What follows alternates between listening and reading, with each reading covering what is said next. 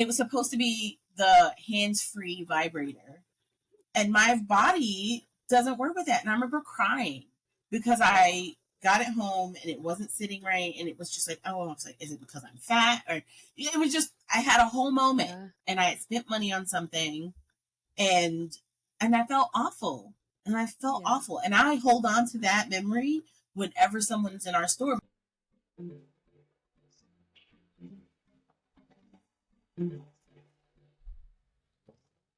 Hey, welcome to Meet Me at the Spot, where pleasure meets education. This is the space where we get real about sex, relationships, and everything in between. I'm your host, Holly Eckelberger, and I'm a longtime sexual health educator, activist, and content creator. I will be your guide through conversations that blend curiosity, pleasure, and truth. Together with some amazing guests, we'll break down stigma, celebrate bodies, and learn how to embrace sexual health with confidence and joy. So get comfy because it's time for the show to get started.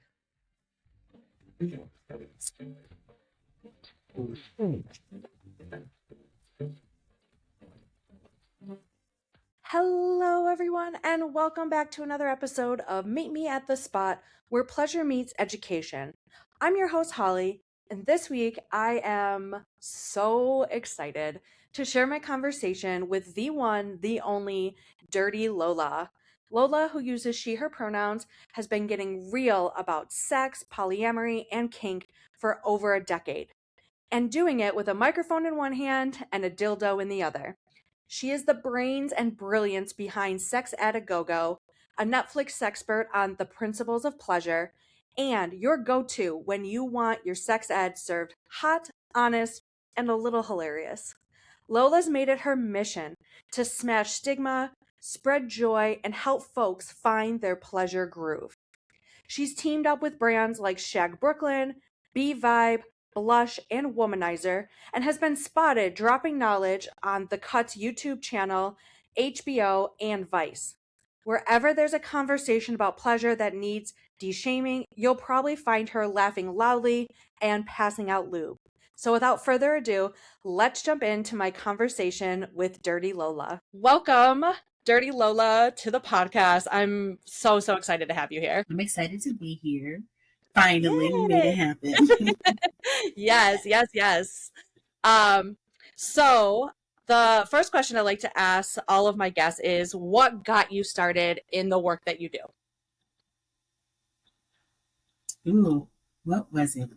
I mean, it was kind of an accident. I accidentally stumbled into sex education in 2000, I would say 10, when I got onto Twitter. This was not even a thing. Like, this was what sex ed is now, and all the different labels: Sexpert, sex influencer, sex educator, all the things, which I think are different things, didn't really exist. And a sex educator was someone who worked within the school system, whether it be, elementary, middle, high, or college, basically giving sex ed talks about STDs, things like that. That was how people think of it. I mean, people still think about it when you say that. They immediately think you just work with kids. And so I didn't know it was a job. I didn't know it was a thing you could do. And I didn't know all the ways that we could do this work. So it wasn't something I necessarily considered. But as I got into the sex positive community and I was discovering things, I was getting into kink and polyamory later. I won't say late, but later in life. I was at the end of my 20s, beginning of my 30s, doing these things. I was married, monogamous. It was a whole bunch of things. And I was learning about not just all this information, but all these amazing people. And I was getting to meet people like Carol Queen and Dougie Doolittle and, Tristan Taormino. People know. But then when I would come home, the regular folks, general population, as I like to call everyone, people were like, who are you talking about? And so it became for me, I wanted to find a way to participate more, but also like, how do I highlight all these people doing really important work that even grown-ups need to know, because we don't get comprehensive sex education in school. We get like how to procreate and how to not get STDs, and that's about it. There are folks now trying to do a little bit more, like Justine Ping and then getting in trouble for it, trying to talk to your kids on how to be safe on the internet and porn literacy. And people are like, how dare you? And it's like, well, if you don't talk to your kids, they're going to find it and you're going to have a problem. So for me getting into this, I had all this knowledge that I realized like, oh, I'm an anomaly. I'm a self-taught person who reads everything voraciously. And my interest in sex has been really big because I'm a survivor of childhood sexual assault. And that was my hypersexuality, became learning about everything I could with what little resources a child can get their hands on, which is surprisingly a lot when you don't have a lot of adult supervision. Let's just put it that way. But I was like, oh, people don't know this stuff. And I was learning that to my friends. They're like, you know things we don't know. Like, this isn't general knowledge. And it was, how do I share this? And how do I talk about the folks that I'm meeting? And that was where Sex Ed a Go-Go came from. It was a way to kind of take sex ed, and I never called myself, at that point, was not even calling myself a sex educator, because I didn't feel like there was no schooling at that point to be a sex educator, but I hadn't done anything. I hadn't been teaching. So I was like, that feels weird. So I called myself a sex encourager. And I wanted a way to kind of take it to the masses, introduce them to these people I was meeting, and answer folks' questions with the knowledge that I had learned was not general knowledge. And so that's what Sex Ed a Go-Go wasn't is. I haven't done it for a bit, but she's not dead yet. I haven't retired it. It's a sex ed Q&A and comedy show and burlesque show. So it's an entertainment. It's a way to get folks to come in and learn and not think about it in that way. It's not like a workshop. And then I always have special guests, and it's somebody within our community, somewhere, somehow doing work. And I get to introduce these amazing people to people who would maybe never know who they were. Because if you're not looking for it, you won't find folks. And to have those folks answer questions, but also on the burlesque side, because I hosted shows forever, introduce them to these amazing, wonderful people who take their clothes off but are also brilliant. Those things can go together. And so they're sitting on stage, also adding to the conversation. And it's just a lovely, entertaining time where people get to walk away with some knowledge. And a lot of times people are asking us questions. You can tell that it's something they've got no one else to talk to about it. They feel embarrassed to ask a friend. They're just like, I haven't talked to anybody else about this. And they're in a bar, or in the back room of a bar, or in a theater, or wherever. The show's been in many places. So, it started out as just me wanting to contribute in some way. And then it snowballed into what are we now? Almost 14 year career doing sex edutainment. And here I am. Oh my gosh. No, I love that. So, something I've talked about on this show before is I came into this work accidentally as a health teacher working in the schools. And that really, I was kind of losing my spark a bit, because middle schoolers are a different breed of humans. I can only imagine. And it wasn't really the middle schoolers. I joke and I say that. It was the politics of being confined in a school. In that setting, it was really tough. So I left and I became a community educator, community sexual health educator.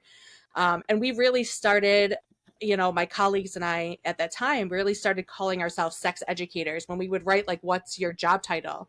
We wouldn't say like community health educator and outreach coordinator. We would say like, we're sex educators. And that's what we do. We talk about sex, and we're going to take the shame out of that word. I always appreciate people like like you, how you came into it, because a lot of people do think like in order to be a sex educator, you have to do a lot of this formal kind of education. You have to have a degree, you have to have these letters after your name, and that you don't. And I love now I'm seeing a lot of folks come into this Yeah. work in different capacities, like with, you know, sex coaches and sex therapists and sex consultants. And, you know, there's Mm-hmm. lots of cool ways to get into this work. But burlesque Yeah. shows, okay, for all the listeners, if you've never been to a burlesque show, you have to go. It is the greatest, most, for me, I can speak for me. I, as part of an organization that I run, we set up like an educational table at burlesque shows once a month.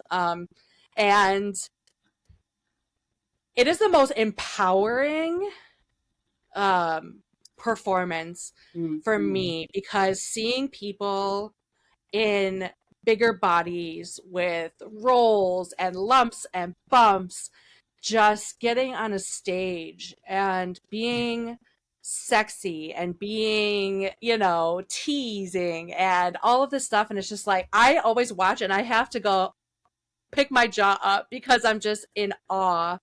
And I'm like, if I had a fraction, a fraction of that confidence, listen, I have thought of, I'm like, I could do that. I could do that. I used to dance. I used to do performances when You I can was do younger. I it. could do Yeah. it. But I'm like, I could not. But I will sit at my table with all of my condoms and my lube, and I will educate these like middle-aged white folks about sex and about how to make their sex more pleasurable. As they come into this bar in this very conservative little suburb. Um, and some of them not knowing they're coming for at a burlesque show, but it's fine. Yeah. Like, it's an opportunity for cool conversations.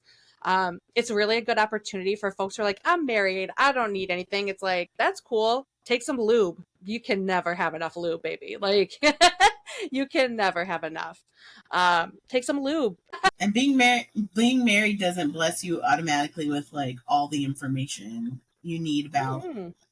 yourself, one, and two, about your partner. And I hate when people say that. It's like, okay, what does that mean? And it's like, and Mm-mm. I think part of it is, oh, I don't have to do the work, or I don't have to do anything to make anything. It's like you say that now, and then in 5 years, you're going to be somewhere in a sex shop or on Instagram DMing one of us, or somewhere trying to bring back a spark because you never learned how to elongate. Like, you don't have to look for the spark if you're already learning how to keep what you have burning. You don't have to relight the fire if it doesn't go out. And that's what I try to say to married folks, is that don't be complacent, because part of that familiarity is what starts to breed. So depending on how your relationship is, it can breed, discontent and not wanting to be intimate with one another, or it could just breed being like, oh, we'll do it later, or not putting effort in because you always think that that's going to be there, and then one morning you realize one or both of you are very unhappy. So even coming to the burlesque show is a great way. Like, is your partner with you? Right. And then Mm-hmm. talking to the people at the table. I love when people come into the sex shop with curiosity, with, especially if they're married or older, and they're like, what's new? Or I haven't been in a sex shop in years. Like, what's the thing? I love that. Like, not coming in and pretending like just because you're older or you're married or you whatever, you're in some committed relationships, that you are up to date with everything, and that there's not something you can add to your repertoire or learn about yourself, or things that have changed, right? Like, things change. We learn new things about bodies and products all the time, and we have to, doing the work we do, we have to pivot because we're like, oh, here we go. This new thing we Uh-huh. learned about the G spot, new way to talk about it, new, yeah. So, the same goes if you're not, for just the general public, and what you know about yourselves and what you need to bring to your relationships. Yeah, absolutely. And I think you brought up a really good point that like even like those of us, like I've been doing this work for 16 years. Long time. Like 16 years, I think. 17, going on Yeah. 17 years. So like, yeah, same. And like you said, we're always learning. We're always growing. We're always asking questions. And we would expect the same of other folks. And the general population, as you say, right? Like, we want you all to ask questions Mm-hmm. in an environment where you're getting the right answers from people who are experts in the field, and also people who are comfortable, because every expert in the field should be comfortable saying, I'm not super sure about that. Let me find out the answer for you, though. That's my favorite thing to say, is like, I'm actually not sure about that. That's the Yeah. first time I'm hearing. I don't know. I'm not up to date with all the lingo. I don't, I do as best as I can, but I'm a human too, and I have a life too. I'm busy too. I can't keep up with everything all the Yeah. time. But I'm like, let me look into that. And I see something on TikTok that people are talking about. I'm like, oh, we need to get some information out there, because there's some wild misinformation spreading about Yeah. some topic. So many. And there's so many subcategories, right? There's so many Yes. niches. Like, my specialty is pleasure products, just because I've worked in a sex shop and in the industry for I'm going on 12 years doing that. And so that's where the bulk of my knowledge is: products, how, like, the different types, how they're used, and how best they can work for someone based off of a series of things, right? Like a series of things that to know about you. And then there's a whole other, like, I know some stuff about kink, but I'm not the kink educator, because though I can talk about certain things, I can do like 101, right? I'm good at Mm-hmm. like talking about spanking, and I can talk about implements and how to use them. Why? Because that's part of my toy knowledge. And I can talk about some things, but when you get deeper, there are people I'd rather you go learn from. And then I'll Mm-hmm. point you to, because they know, they're like in it. They can talk to you more about dynamics and Mm-hmm.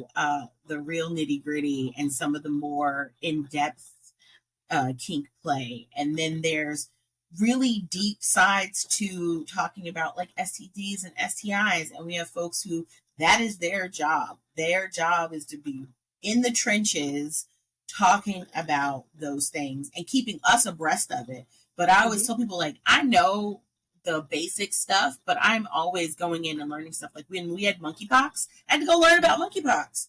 I had to go Yeah. learn about how to tell people to stay safe and what it was and and it's not a new thing, but it was the thing that was coming out more at that point. We were having a problem. Mm-hmm. This Yeah. was like, okay. So anytime we learn something new, and I always tell people, like, you, of course, you're not going to know everything. And whenever people ask me questions, sometimes I'm like, give me a minute. Let me go look this up and discern what you're talking about, and then see who might know a little bit more, or can I quickly like learn about it and be like, here's what I've read. I don't try to act like I just know it. Here's the stuff, or I go, here's what I know, but maybe there's somebody else. So it's okay to not know all the things. It's almost impossible because there's so much information. So there's so much. And that's honestly part of the reason Mm-hmm. I started having guests on this show. I started off doing solo episodes, and then I really wanted to have guests. And then that just became like my whole format, because there's so many people out there that I'm still Right. even exploring to this day. I'm finding new folks and new people that are Right. doing this work, and I'm like, this is the person who talks about this. I like I said, I could talk about kink on a 101 level, on a Right. very basic level, like what is kink and things like that, and I could do my due diligence. But I've had several different folks Yeah. on here who talk about kink, and who can talk about the ins and the outs and the processes, and things like that. So I always Mm-hmm. appreciate folks who are doing this work, who have a different perspective and a different lens of their focus that's very different from mine. I've worked primarily in talking about birth control, and then I worked in HIV prevention for a while, um, and things like that. But I don't ever claim to be like the expert on all of the things. and nobody should in our work, and I haven't met anyone who does, who's like, I know everything about everything No, sexual health. It's like, no. what? I haven't met anyone yet. Mm. That would give me such Mm-mm. side eye. A big part of what we do is resources, right? Mm-hmm. It's going, oh, if I don't know everything, but I know where to point you. Mm-hmm. Often that is my thing, is like, oh, here's this website that Mm-hmm. is great. I'm getting a lot more parents, right, who are have been following me, and maybe they have kids, and their kids are starting to age into like Mm-hmm. the having the talk, or they want to know where to give them where to go. And I'm ready because I'm like, oh, here's Scarletine. Here's Mm-hmm. Okay So.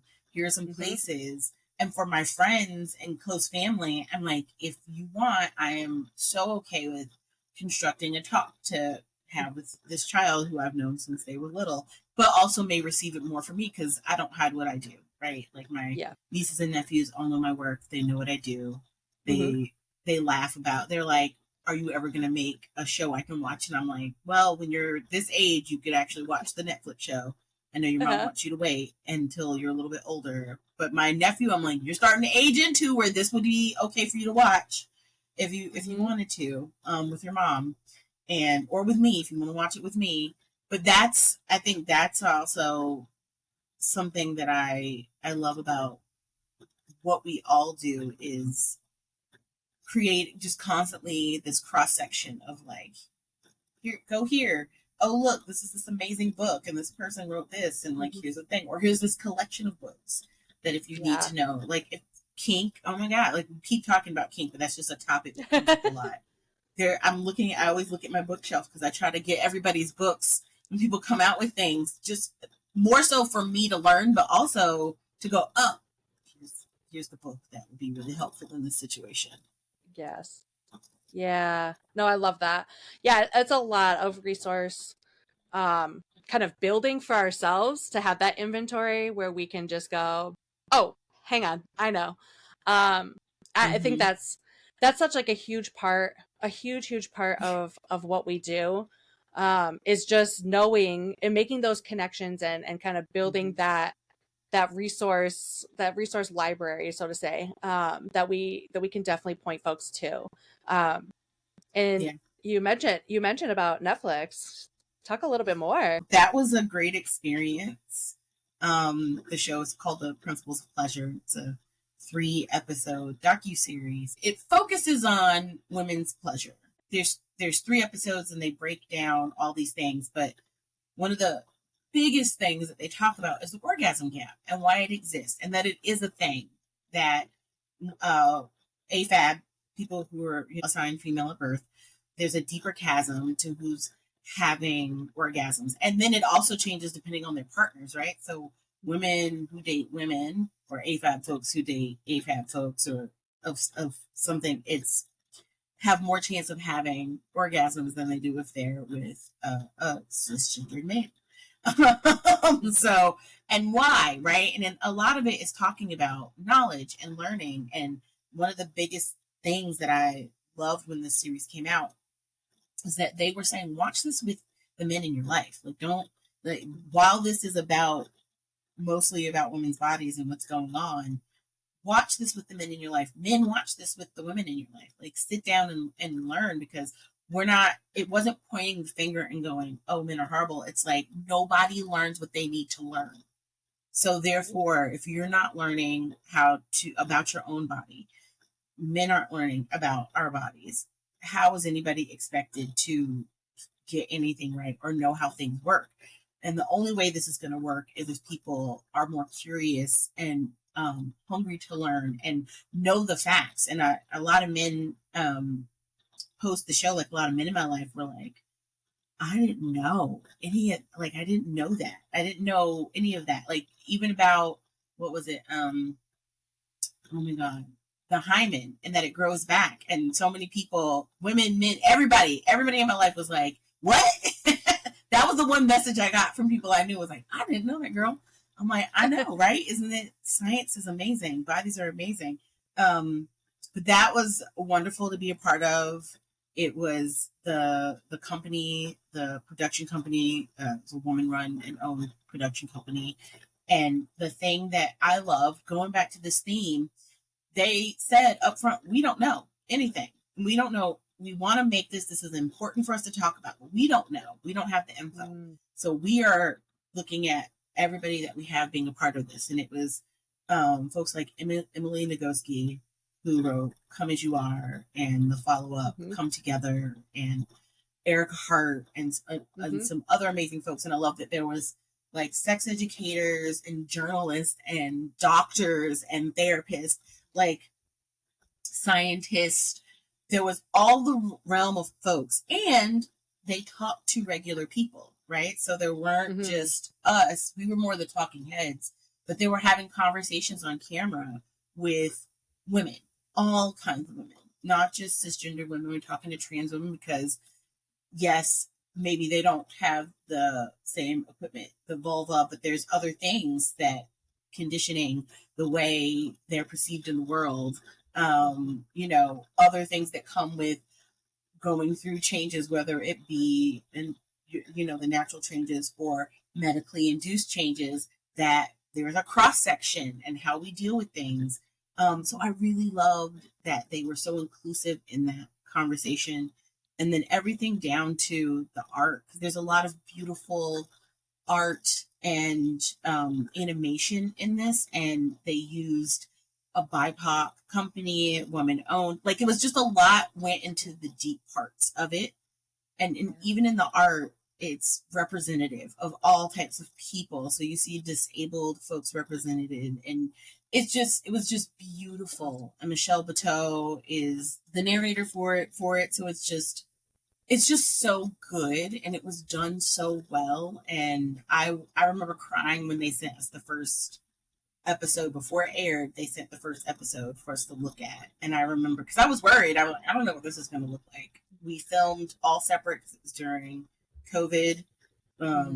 I filmed. It was like literal. We were still kind of in lockdown, and I remember I had concierge COVID test for like a couple months. They would come and do the COVID test in my apartment and then leave. And if it was all clear, they'd send a car the next day, and then they'd drive me there. So I was never on the train. I had to wear I masked it there, but I couldn't wear a mask on set, so everybody else was masked.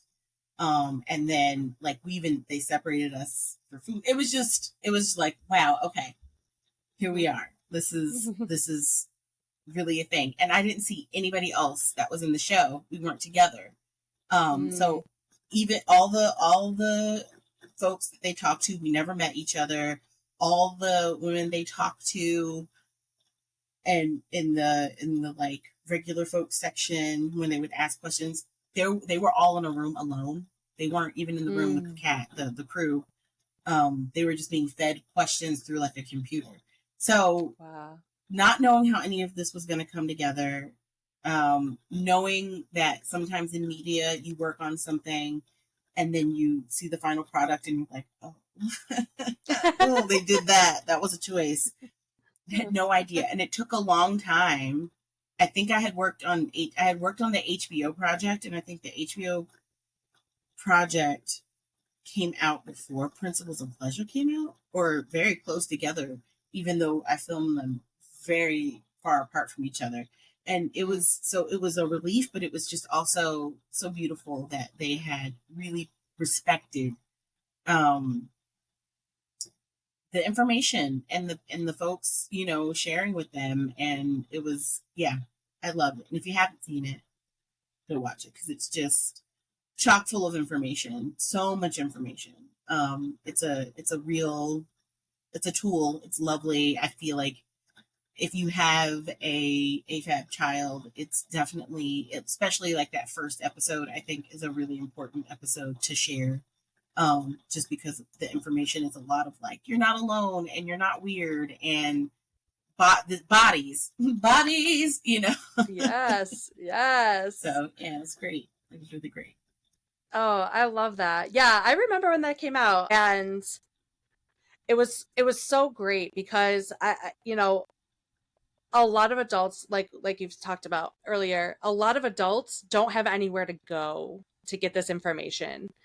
And if, you know, assuming you went to like a high school that has a fairly decent health education, in which you talked about sex education there probably, which is far and Mm-hmm. few in between, unfortunately, and especially now. But I think about like my parents. You know, my parents didn't Yeah. learn about any of this stuff in school. They didn't talk about this stuff. And so like I would say stuff about STIs, and my dad would be like, what is that? What are you talking about? Like, what's an STI? I'm like, oh, okay, cool. So, you know, it's always fun to educate your dad. And so and so I love that there are avenues like, you know, this kind of media like Netflix. You know, a lot of adults are on Netflix, are watching stuff on Netflix.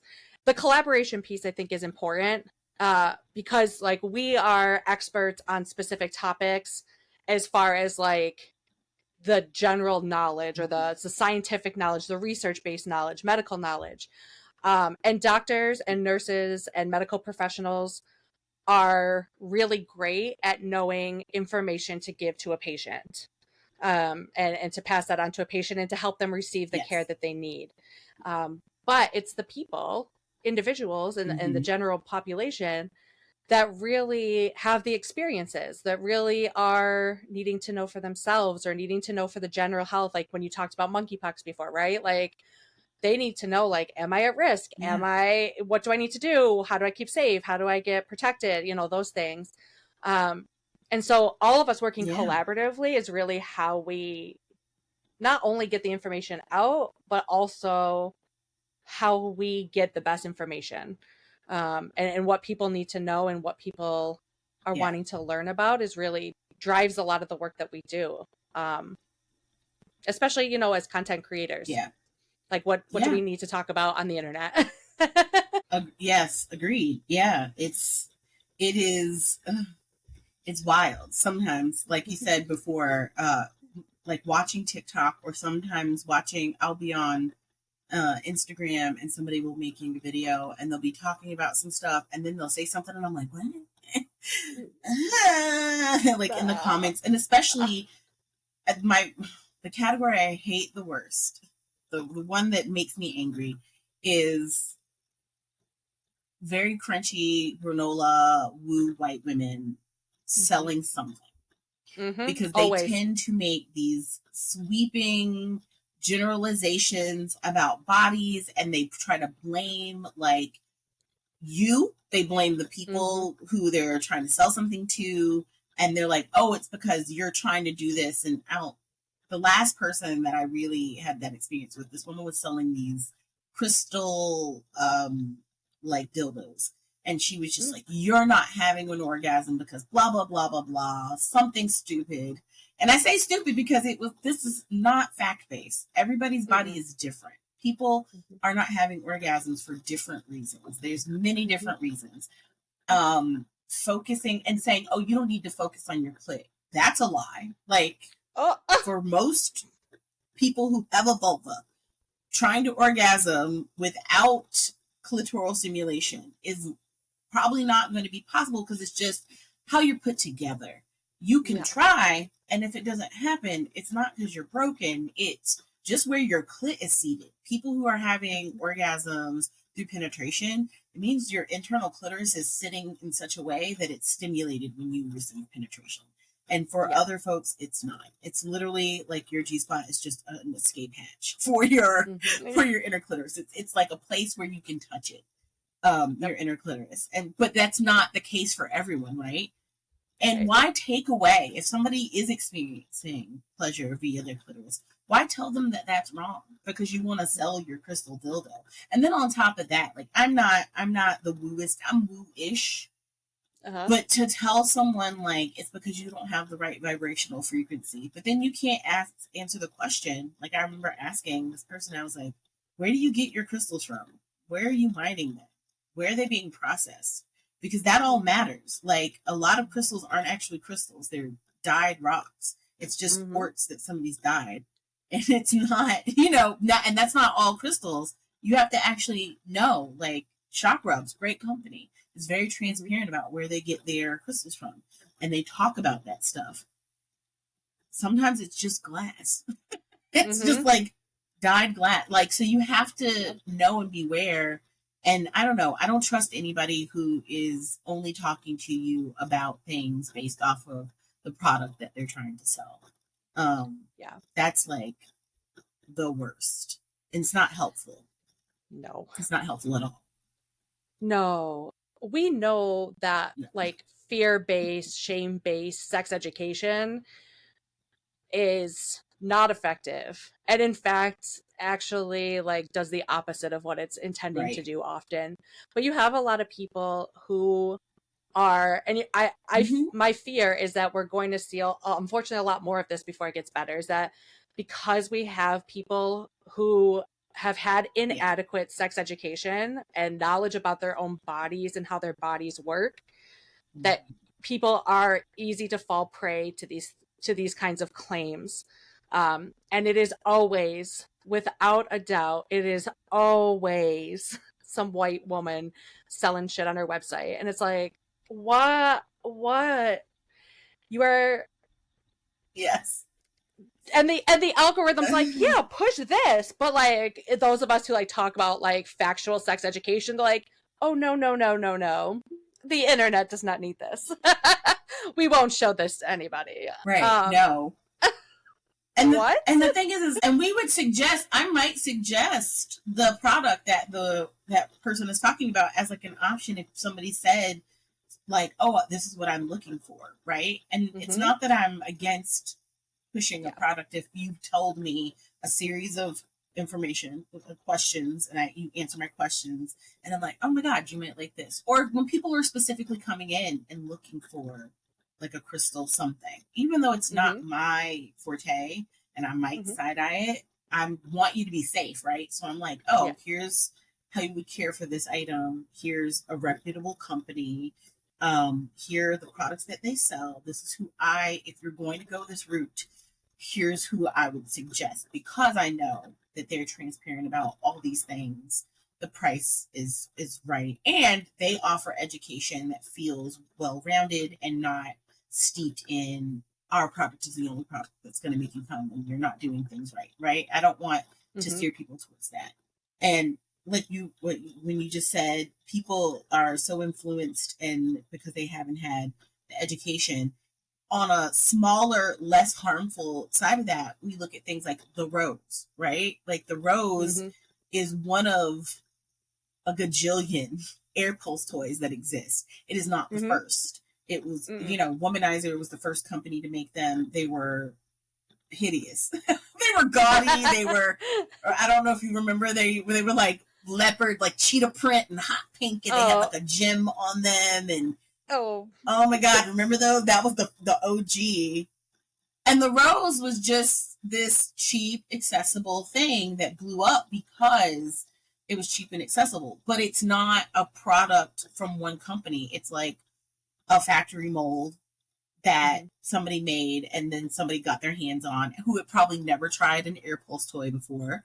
And then they were like, oh, this is the stuff. And you get on TikTok. And so you have all these people coming into the shop and they're like, can I get the rose? And I'm like, well, sure, we have it, but can I talk to you about all the other can I talk to you about air pulses, period? Because this one might not be the best fit for you. And a lot of people have, like, what doesn't get publicized is people who hate those things or who it didn't work for, because they're not going to get online and talk about it. They're not going to say this sucks because, they don't want to, one, it worked for everybody else. Am I broken? That's part of it. Yeah. Or like the people who will come in and say, oh, well, it must be you. And it's like, no, it's a toy. It's of the air pulse toys, it is probably one of the worst because of how you have to hold it. You have to hold your arm like this because the toy sits here. It's like a ball, and you have to angle your wrist, and you have to keep it on your clit in order for it to do the thing it needs to do. That's for me, I think if there is a caveat to air pulse, it's that it needs to stay in place for a period of time. The moving around, like if you move it off of the spot you're trying to stimulate, whether it be right above your clit, because people who are really sensitive will use it right above, or on your clit. You have to keep it there.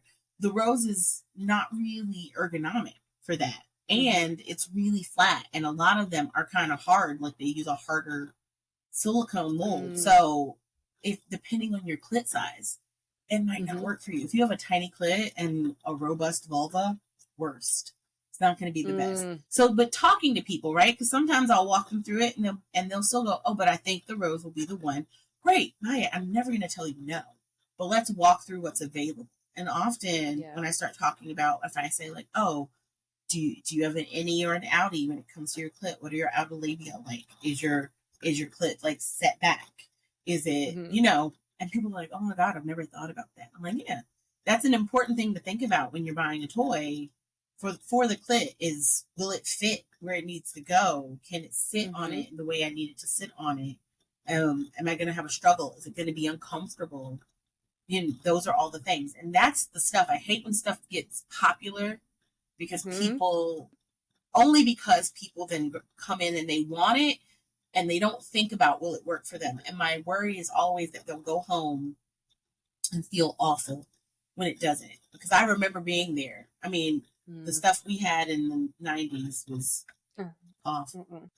I don't know if they used to have this, it was like a dolphin or a butterfly on like elastic that you were supposed to, like, you could step into it and pull it up like a panty and it would sit on your clit. I don't know if you remember those. They still probably make them. I just haven't seen them in forever. But they were kind of, and it was like that jelly. Yeah. Oh my God. And it was supposed to be the hands-free vibrator. Yes. And my body doesn't work with that. And I remember crying because I got it home and it wasn't sitting right. And it was just like, oh, I was like, is it because I'm fat? Or it was just, I had a whole moment and I had spent money on something and I felt awful. And I felt awful. And I hold on to that memory whenever someone's in our store because I'm like, I don't want you. They come in and they're like, my friend told me about this $200 vibrator and that I need to get it. And I always joke, I'm like, do you and your friend share genitals? Because if you don't, let's walk through if this will work for you. Let's walk through it together. Like, let's walk through if you think this is going to work with your body.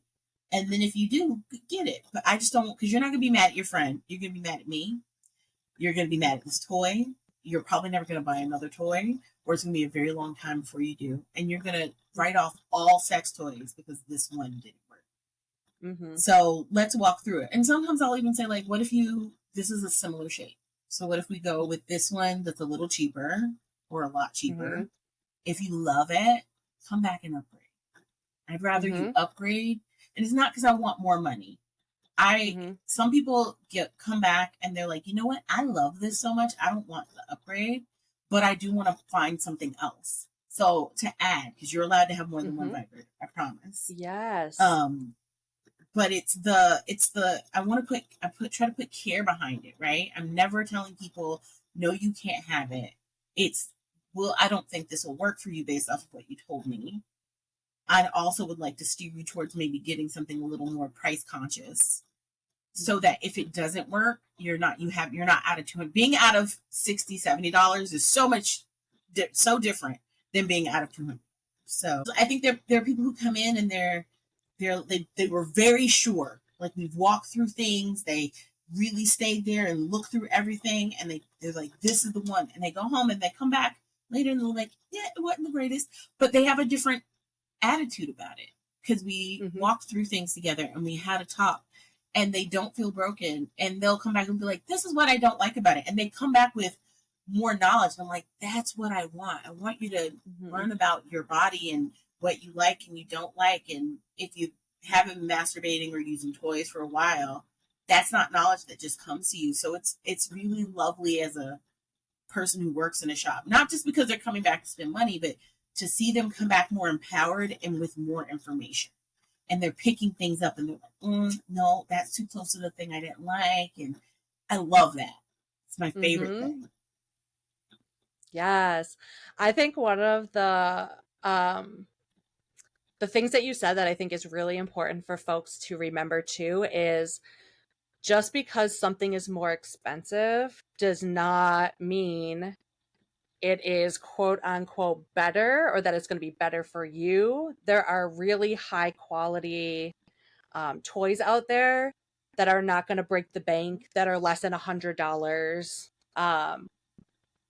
And things like that. So I think that's really important because sometimes people see like, oh, it's more expensive, so therefore it must be like better quality, it must work better, it must have better functions than something that's cheaper.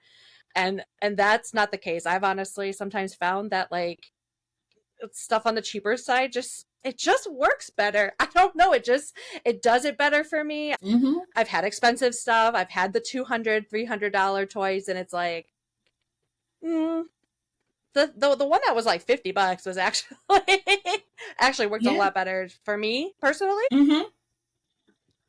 And it's sometimes it's you know understanding why things are the price when people are Mm-hmm. like, oh, when I say mid-range, it doesn't mean not quality. It means Mm-hmm. this company concentrated more on, they know what kind of motor they want to put in it. This is how this works.